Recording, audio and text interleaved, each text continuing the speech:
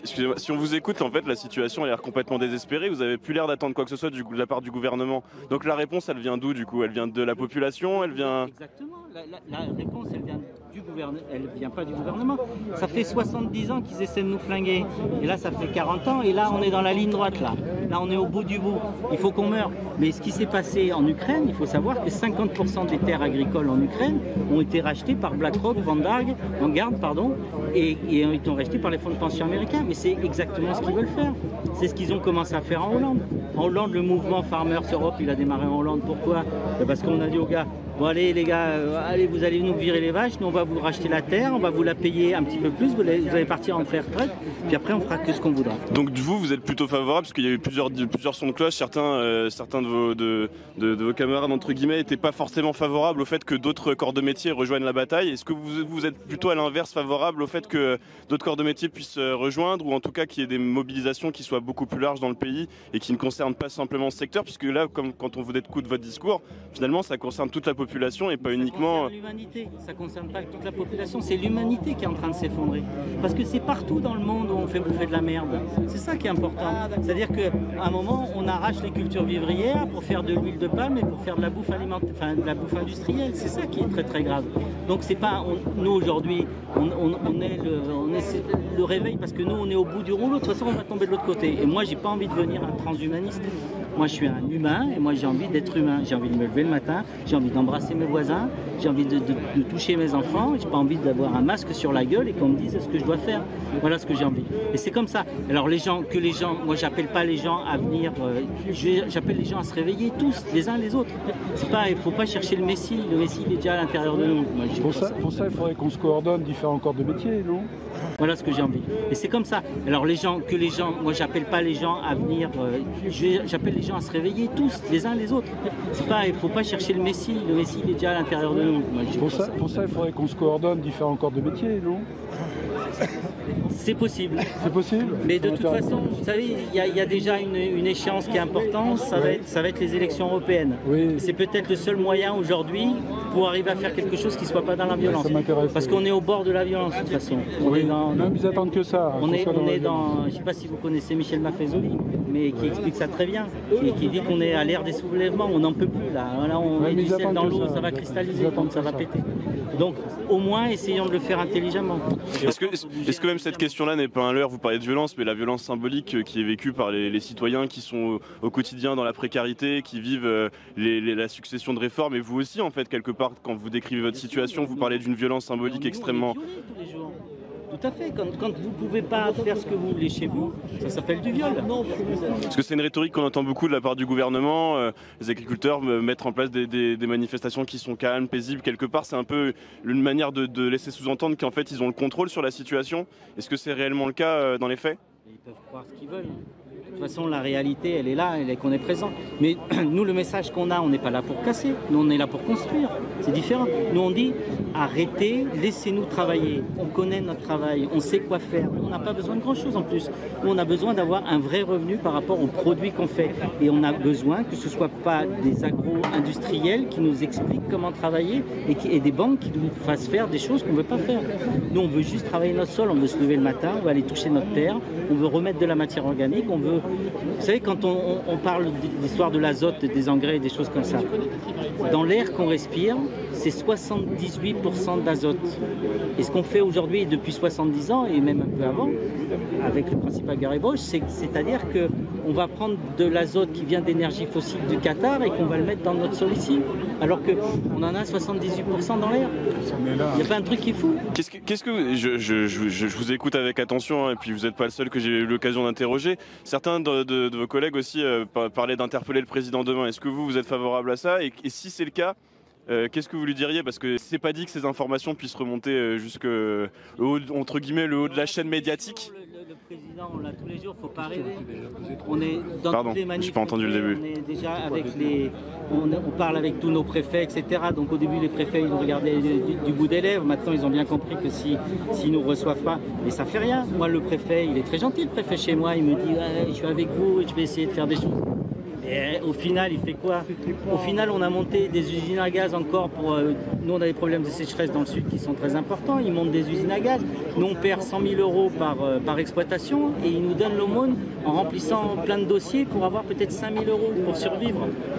Est-ce que l'échéance du Salon de l'Agriculture, c'est la dernière? Parce que certains parlaient des Jeux Olympiques aussi, de pouvoir exploiter ce terrain pour avoir aussi entre guillemets un point de vue international. La grosse échéance, ça va être les élections européennes. Voilà. Ça, c'est déjà... Parce que notre problème, il vient... Moi, quand je parle avec le ministre, qui vient chez moi dans mon département, il me dit, ouais, mais tu sais, c'est pas moi, soit c'est Bercy, soit c'est l'Europe. D'accord? C'est un des deux. Alors j'ai dit, ok, ben, ça va, je vais monter à Bruxelles. Je monte à Bruxelles et on me dit, oh bah non, c'est pas nous, c'est les commissaires, c'est pas les politiques, c'est les commissaires. À un moment, il faut que ça pète. Et on va le faire péter.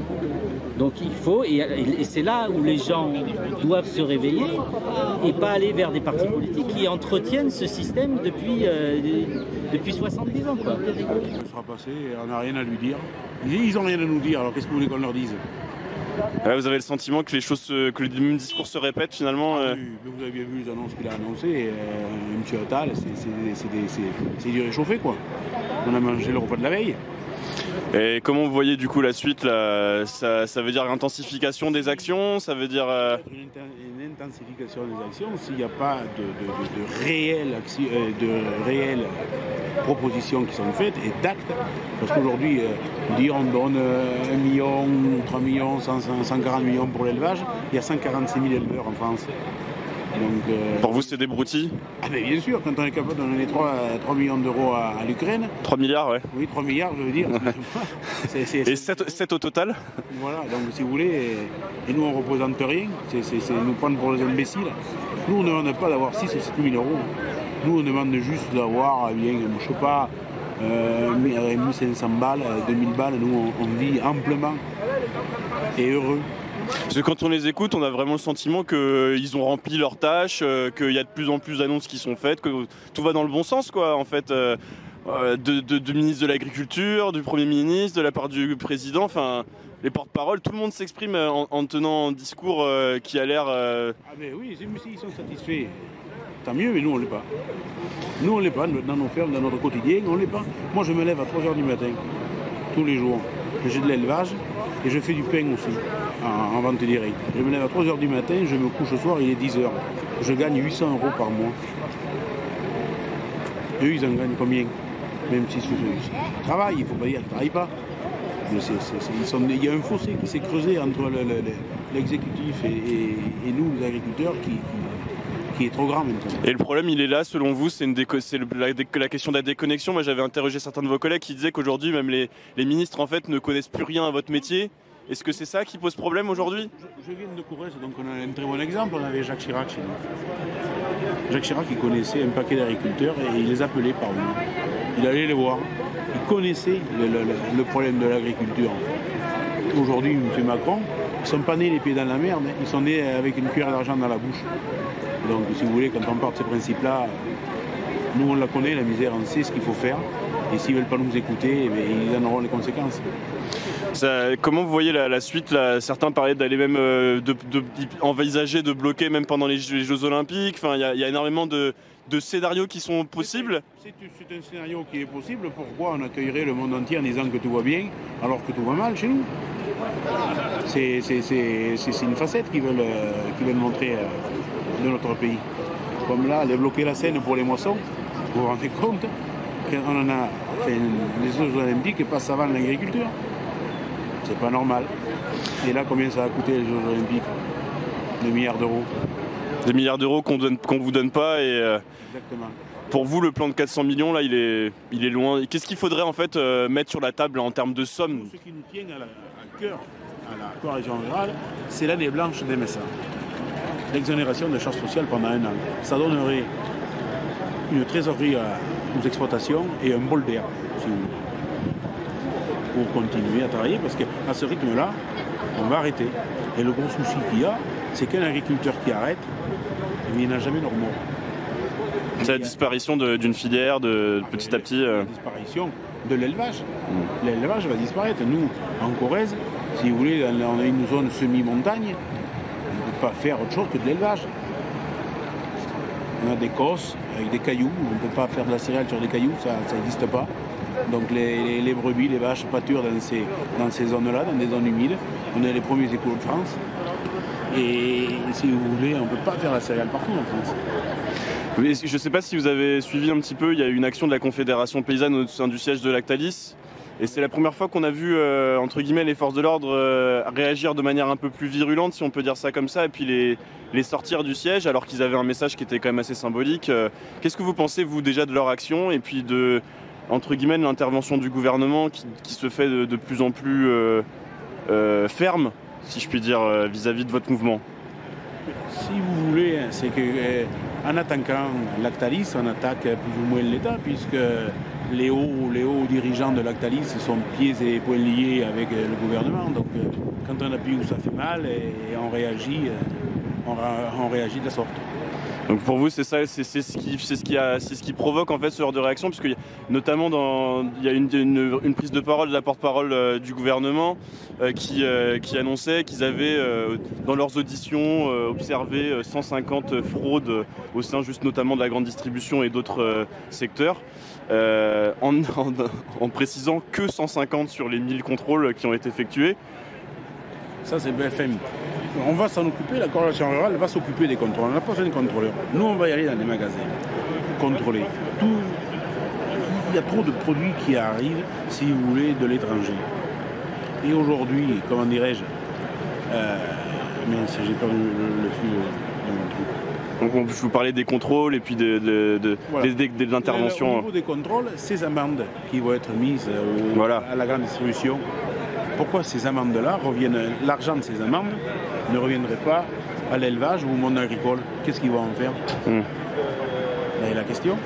Quand on a un agriculteur qui a 750 hectares, qui est président du groupe Avril, qui est président de ci, président de là, si vous voulez, ce mec-là, il n'a rien d'un agriculteur.